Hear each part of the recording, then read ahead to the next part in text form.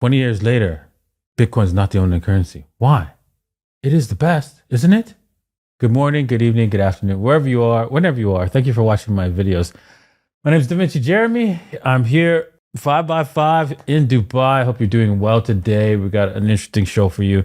Going to be going over the news for today. And also we're going to be talking about why I think Bitcoin, although it's the best currency, it will not be the only cryptocurrency or the only currency that people will be using in the future, and why that will be.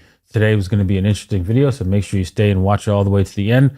You will enjoy it, and make sure you hit the like, subscribe, and everything, and let's get to it. So we're going to be doing some trading at the end of the show, right? We do the news first and then do some TA. And if you're interested in trading, you can do so at bybit.davincej15.com. Links are in the description below. Okay, so let's head over to the first news article of the day. That is Bitcoin price up 15 million % since the first blogger, Obituary.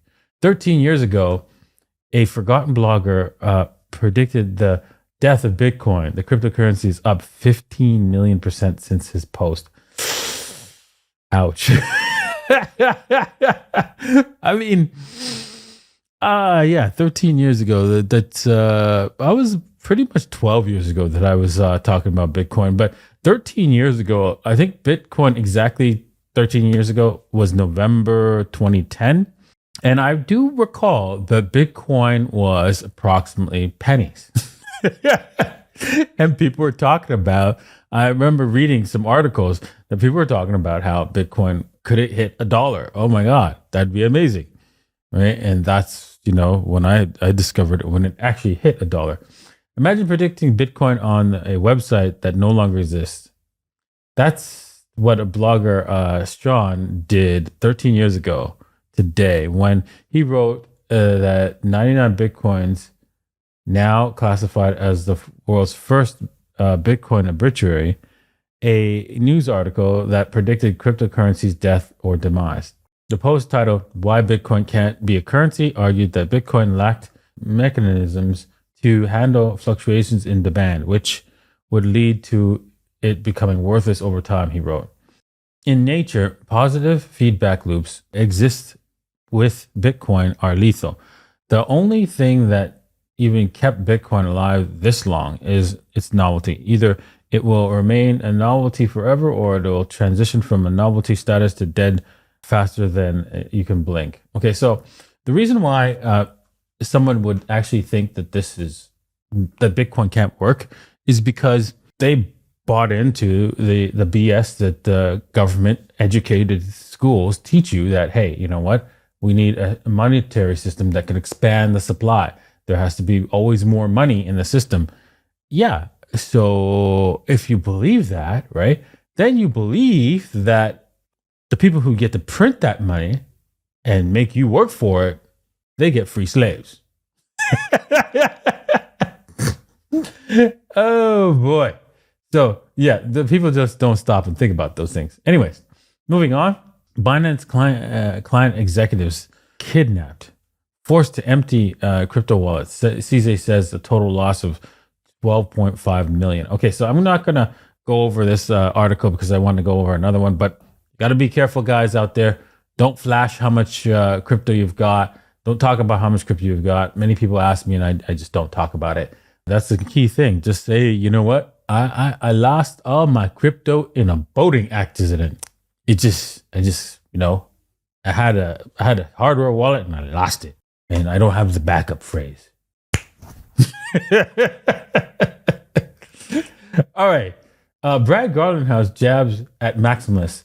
It will be a multi-chain world. The Ripple CEO Brad Garlinghouse discusses discouraging Maximus and the factor that could drive further institutional adoption that recent Ripple Swell event held in Dubai. Okay, so no, he was here in Dubai. Jesus.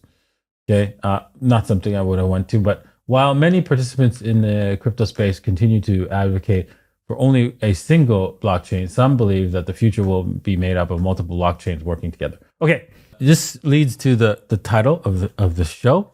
While I can agree that Bitcoin is the best, and we could argue that one way or another, It's clear that for me, it's the best because you know what? You could actually save your wealth and it will not, for 100% certainty that it will not expand in supply. So what that means is that no one will try to cheat the system, right? Whilst Brad Garland's house's Ripple or XRP, at any point in time, he can control how much the supply is. At any point in time, his company can control whether you can buy. At any point in time, his company can control any aspect of the currency that exists that you could think of. They are effectively a government who controls the physics, laws of physics, or maybe the laws of gravity. And like I've said, and like I've joked many times, right? If we were to give government the laws of gravity, the ability to change the laws of gravity, we would not be here on this planet. They would collapse the whole thing. So, with that said, you know that it's a bad idea to use XRP, but you're going to do it anyways. You're going to do it anyways. This is why there will be other currencies. There are so many people who believe that 9/11 was not an inside job. Can't stop them from believing that. And there's going to be a lot of people that believe that, XRP is real. That, they'll be honest. They'll do things right. Yes, there's a lot of people who believe that the pandemic was not planned by governments and wealthy people around the world. There's plenty of evidence of that, but people believe that. The opposite. So that's the way it is.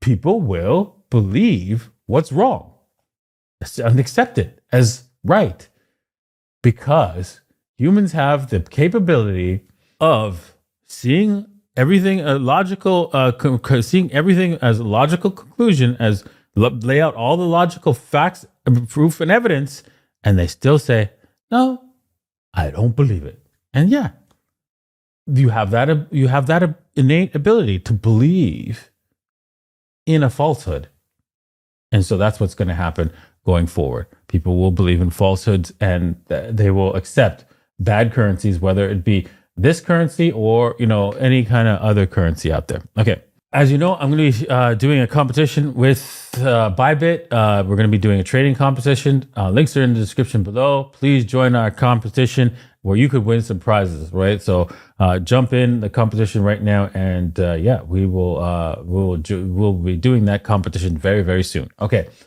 Also, if you want to watch this live, you could head over to davincej15.com. I do this live in the morning at 8:30 every day, well, Monday through Friday at least. So you could see this well ahead before it broadcasts and, get the information first. Okay, looking at the charts, you can see that Bitcoin, its Bollinger Band started to tighten on the 4-hour, right? We're looking at the 4-hour because it's the best to see.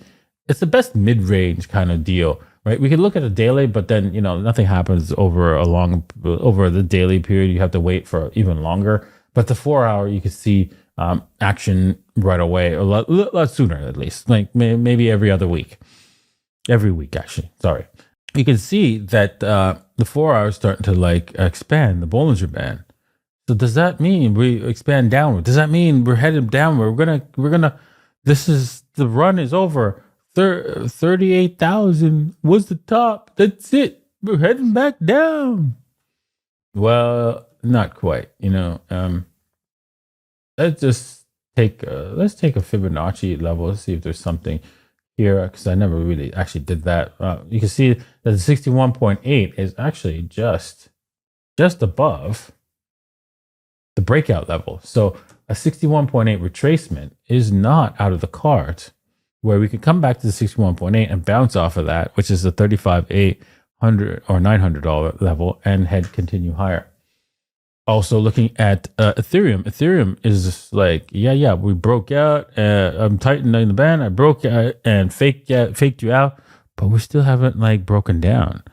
Failed move generally makes a fast move in the opposite direction. And on top of that, this whole thing here, these 3 candles, is an empire, an indication, or a fractal, if you want to call it. But you can see that it's also confirmed. Where is it? It's not breaking down. right? So it's confirmed here by breaking that wick, yet it's still here on the 4-hour going sideways. Chances are we should this empire goes to a 1-to-1 risk reward ratio here as we break down. So we can say that we should break down to 1950-ish area. Let's take a look at the Fibonacci from the last breakout and see if there's any kind of indication here. Let's just take this breakout. You see the 61.8 is right at that area as well. So that's a possibility for Ethereum, where you can pick up some Ethereum on the cheap. I think Ethereum, at the very least, should retry to break out above the $21.39 level. See if it could retest, and then if it doesn't break out and continue going higher, it would probably fail from there. I think Bitcoin is also going to do something similar, go above the 38 at least, and then fail and fail heavily if it doesn't continue higher to the 40 some odd $1,000 mark. Okay. Well, that's it for today. I hope you learned something. I hope you enjoyed today's show. I know I did. I know I enjoyed the show, doing these shows for you. So, stay tuned tomorrow, where I will be doing another show and appearing on the Moon Show for a live show there as well. Also, check out Mr. M's podcast. I'm also there on Mr. M's podcast, so you can check me out there as well. All right, thanks for watching, and we'll see you guys tomorrow. Cheers.